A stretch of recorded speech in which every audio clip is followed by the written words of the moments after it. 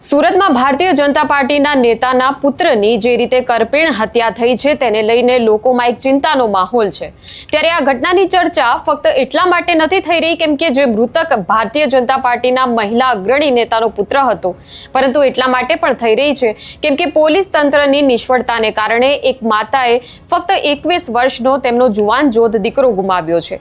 આ સમગ્ર ઘટનાના હવે સીસીટીવી પણ સામે આવ્યા છે, તેના વિશે વાત કરીશું આ વિડીયોમાં। નમસ્કાર, નિર્ભય ન્યૂઝમાં આપની સાથે હું મયુરી।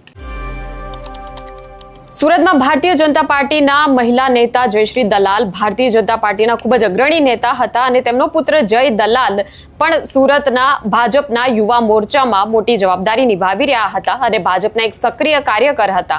હવે જ્યારે તેમની હત્યા થઈ છે તો ફક્ત સુરત જ નહીં પણ સમગ્ર ગુજરાતમાં ખળભળાટ મચી ગયો છે।